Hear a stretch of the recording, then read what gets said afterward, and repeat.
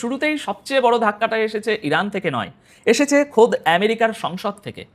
একজন মার্কিন সেনেটর সরাসরি বলে দিয়েছেন ডোনাল্ড ট্রাম্প ইরানের সঙ্গে এই যুদ্ধটা হেরে বসে আছেন, আর যুদ্ধ যত লম্বা হবে আমেরিকা তত দুর্বল হবে, ইরান তত শক্তিশালী। অন্যদিকে ইরান বলছে তারা এখন শুধু নতুন অস্ত্র বানাচ্ছে না, গোটা অস্ত্র বানানোর ব্যবস্থাটাই বদলে ফেলছে। আর পেন্টাগন নিজের অস্ত্র কারখানাগুলোকে হুকুম দিয়েছে উৎপাদন আরও বাড়াও। এই সবকটা খবর একসঙ্গে রাখলে একটা ছবি তৈরি হয়। আজ সেই ছবিটাই এক এক করে আপনাদের দেখাবো। দর্শক বন্ধুরা, প্রথম খবর, হারের স্বীকারোক্তি বেরিয়ে এলো আমেরিকার নিজের সংসদ থেকেই। গতকাল 10ই আগস্ট রাতে প্রকাশিত খবর অনুযায়ী আমেরিকার ডেমোক্রেট সেনেটর ক্রিস মার্ফি একটি সাক্ষাৎকারে বলেছেন, এই যুদ্ধে আমেরিকা দুর্বল হচ্ছে আর ইরান আগের চেয়ে শক্তিশালী হয়ে উঠছে। তিনি বলেছেন যুদ্ধটা এবার শেষ করা দরকার, কারণ প্রতিটা দিন পেরোনোর সঙ্গে সঙ্গে আমেরিকার ক্ষতি হচ্ছে আর ইরানের অবস্থান মজবুত হচ্ছে। মার্ফি এমন একটা কথাও বলেছেন যেটা একজন মার্কিন সেনেটরের মুখে শোনা সহজ নয়।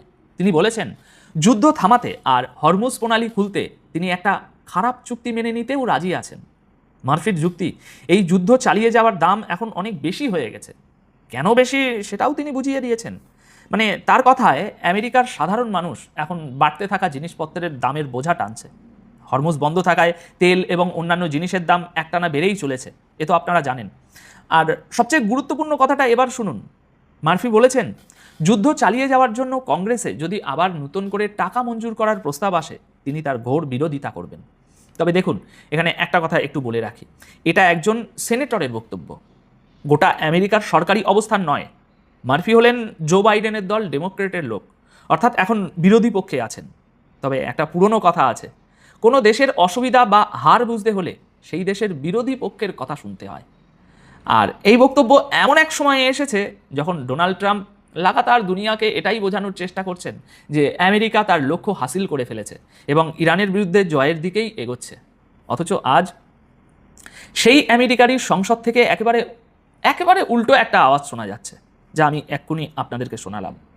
ট্রাম্প বলছেন আমেরিকা জিতছে, আর তার দেশেরই একজন সেনেটর বলছেন আমেরিকা দুর্বল হচ্ছে, ইরান মজবুত হচ্ছে।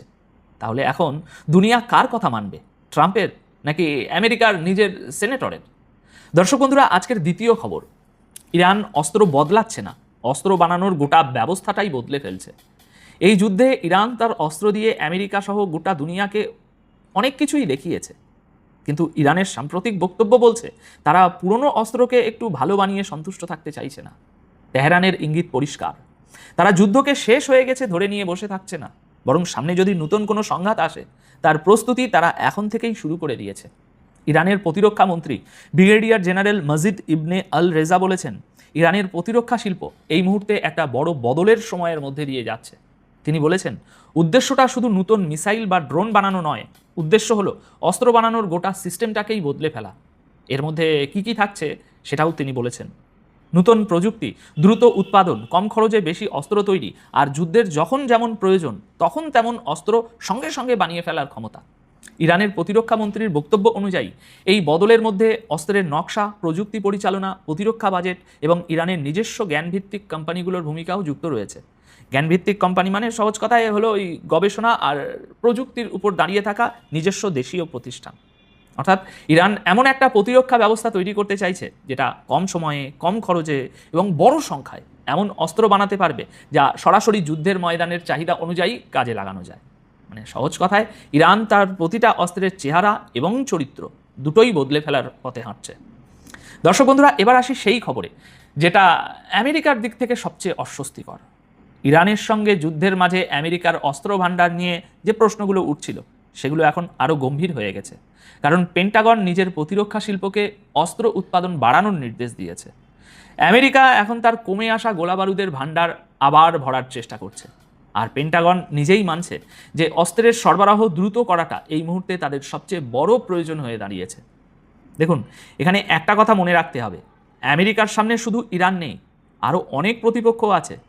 রিপোর্ট অনুযায়ী ইরানের সঙ্গে গত কয়েক মাস ধরে চলা এই যুদ্ধে আমেরিকার বেশ কিছু গুরুত্বপূর্ণ অস্ত্র ব্যবহার হয়ে গেছে, তারপরেই সেই ভাণ্ডার আবার ভরার এই প্রয়োজন পড়ছে। আল জাজিরার শিরোনামও এই একই কথা বলছে, আমেরিকা খুব দ্রুততার সঙ্গে তার অস্ত্র ভাণ্ডার ভরার কাজ শুরু করে দিয়েছে। তাদের অস্ত্র কারখানাগুলো এখন প্রতি মিনিটে নতুন অস্ত্র বার করছে। চাপ শুধু মধ্যপ্রাচ্যে থেমে নেই। এই একই বিষয়ে ইরানের প্রেস টিভির 10ই আগস্টের রিপোর্টটাও গুরুত্বপূর্ণ। সেখানে দাবি করা হয়েছে ইরানের সঙ্গে যুদ্ধ আমেরিকার অস্ত্র ভাণ্ডারকে এমন একটা জায়গায় নামিয়ে এনেছে যা খোদ মার্কিন প্রতিরক্ষা ব্যবস্থার ভিতরেই দুশ্চিন্তা বাড়িয়ে দিয়েছে। প্রেস টিভি তাদের ভিত্তি হিসাবে দ্য নিউ ইয়র্ক টাইমসের একটা প্রতিবেদনের কথা উল্লেখ করেছে। সেখানে লেখা হয়েছে ইরানের সঙ্গে দীর্ঘ সংঘাতে আমেরিকা হাজার হাজার দামি প্রিসিশন মিসাইল খরচ করে ফেলেছে। প্রিসিশন মিসাইল মানে যেগুলো নির্দিষ্ট লক্ষ্যে নিখুঁতভাবে আঘাত করে। পাশাপাশি তাদের আকাশ প্রতিরক্ষার অস্ত্রের ভাণ্ডারের উপরেও যথেষ্ট চাপ পড়েছে। আর এই কারণেই পেন্টাগনের ভিতরে অস্ত্র ভাণ্ডার নিয়ে উদ্বেগ বেড়ে গেছে। কিন্তু এখানেই বিষয়টা শেষ হচ্ছে না। প্রেস টিভির দাবি অনুযায়ী এই যুদ্ধের প্রভাব শুধু মধ্যপ্রাচ্যেই আটকে থাকেনি। আমেরিকাকে ইউরোপ এবং এশিয়া থেকে তাদের জাহাজ, যুদ্ধবিমান এবং আকাশ প্রতিরক্ষা ইউনিট মধ্যপ্রাচ্যের দিকে পাঠাতে হয়েছে। এর মানেটা একটু বুঝুন। যখন বিপুল পরিমাণ অস্ত্র আর সামরিক সম্পদ একটাই অঞ্চলে জড়ো করা হয়, তখন অন্য অঞ্চলে আমেরিকার সামরিক শক্তির উপর বেশ টান পড়ে। রিপোর্টে আরও বলা হয়েছে এই গোটা সংঘাতের প্রভাব পড়ছে সামরিক সরঞ্জামের মেরামতি, সরবরাহ ব্যবস্থা, এমনকি সৈন্যদের মনোবলের উপরেও। তাহলে দাঁড়াচ্ছেটা কি? ইরান তার অস্ত্র ব্যবস্থাকে নতুন চেহারা দিচ্ছে। অস্ত্র নিশ্চয়ই তারও কম পড়েছে, কিন্তু আমেরিকার ঘাটতি আরও অনেক বেশি, আর ক্ষতিও অনেক বড়। যুদ্ধ দুপক্ষের জন্যই লোকসান নিয়ে এসেছে, তবে এইসব রিপোর্ট যদি সত্যি হয় তাহলে আমেরিকার লোকসানটাই বেশি। আচ্ছা, এবার আসি সেই খবরে যেটা আগামী কয়েকদিনে গোটা ছবিটাই বদলে দিতে পারে। আমেরিকা ইরানের বিরুদ্ধে নতুন যুদ্ধ শুরু করা থেকে পিছিয়ে আসছে, কিন্তু ইসরায়েল একাই ইরানের উপরে হামলার প্রস্তুতি নিচ্ছে বলে খবর আসছে। ইসরায়েলের চ্যানেল 13 তাদের একটি রিপোর্ট দুনিয়ার নানা সংবাদ মাধ্যম তুলে ধরেছে। সেই রিপোর্ট অনুযায়ী ডোনাল্ড ট্রাম্প আপাতত ইরানের উপর নতুন করে হামলা না করার সিদ্ধান্ত নিয়েছেন। আর সেই কারণেই ইসরায়েলি সেনাবাহিনী এখন আমেরিকাকে ছাড়াই একা পদক্ষেপ নেওয়ার প্রস্তুতি নিচ্ছে। রিপোর্টে বলা হয়েছে মার্কিন চিফ অফ স্টাফের তরফ থেকে যে মত এসেছে তা হলো ইরানের বিরুদ্ধে নতুন একটা সামরিক অভিযান শুরু করে আপাতত কোনো লাভ নেই। আর এই ভাবনাটা বেঞ্জামিন নেতানিয়াহুর ভাবনার সঙ্গে একেবারেই মিলছে না। কারণ নেতানিয়াহু এখনও চান ইরানের পরমাণু কর্মসূচি যেন আর কখনো দাঁড়ানোর সুযোগ না পায়। তিনি চান তার উপর জোরালো বোমা বর্ষণ হোক। এই কারণেই ইসরায়েলি সেনাবাহিনী অর্থাৎ IDF এমন একটা পরিস্থিতির জন্যও তৈরি হচ্ছে যেখানে আমেরিকা তাদের সঙ্গে থাকবে না, আর ইরানের বিরুদ্ধে তাদের একাই যেতে হবে। এই খবরটা কেন এত গুরুত্বপূর্ণ সেটা একটু বুঝুন। কারণ ইরানকে নিয়ে আমেরিকা আর ইসরায়েলের ভাবনার মধ্যে ফারাকটা এখন স্পষ্ট হয়ে যাচ্ছে। আমেরিকা এই যুদ্ধ থেকে বেরিয়ে আসতে চাইছে, আর ইসরায়েল চাইছে আমেরিকা আরও জড়িয়ে থাকুক, যাতে তাদের নিজেদের লক্ষ্যগুলো পূরণ হয়। একদিকে ট্রাম্প আলোচনা আর চাপের মধ্যে দিয়ে বিষয়টা শেষ করার দিকে এগোচ্ছেন বলে মনে হচ্ছে। অন্যদিকে নেতানিয়াহু সামরিক পদক্ষেপের রাস্তাটা খোলা রাখতে চাইছেন। আর ঠিক এখান থেকেই সবচেয়ে বড় ঝুঁকিটা তৈরি হচ্ছে। কারণ ইসরায়েল যদি আমেরিকাকে ছাড়াই ইরানের উপরে হামলার সিদ্ধান্ত নেয়, তাহলে সেটা শুধু ইরান আর ইসরায়েলের যুদ্ধ হয়ে থাকবে না, আমেরিকার উপরেও আবার এই সংঘাতে ঢুকে পড়ার চাপ বাড়তে পারে। তাহলে সবচেয়ে বড় প্রশ্নটা কি? ট্রাম্পের সিদ্ধান্ত সত্ত্বেও নেতানিয়াহু কি ইরানের বিরুদ্ধে একা যাওয়ার ঝুঁকি নেবেন? সেই সাহসটা কি তিনি জোগাড় করতে পারবেন? কারণ আমেরিকাকে সঙ্গে নিয়েও তো তাদের আকাশ প্রতিরক্ষা ব্যবস্থা তেল আবিবকে বাঁচাতে পারেনি। তাহলে নেতানিয়াহু কি করবেন, বিশেষ করে একা? ঝুঁকিটা নেবেন, নাকি আমেরিকার সবুজ সংকেত না পেলে ইসরায়েল নিজের পা টেনে নেবে? সেটা আমরা সামনের দিনগুলোতে দেখব। আচ্ছা, এবার আপনাদের একটা প্রশ্নের উত্তর দিই।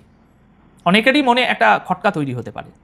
কেউ হয়তো এই প্রতিবেদনটা দেখার পর বলবেন, একটু আগেই তো ভাই বললেন যে দুপক্ষই দ্রুত অস্ত্র বানাচ্ছে, আর এখন বলছেন আমেরিকা লড়তে চাইছে না।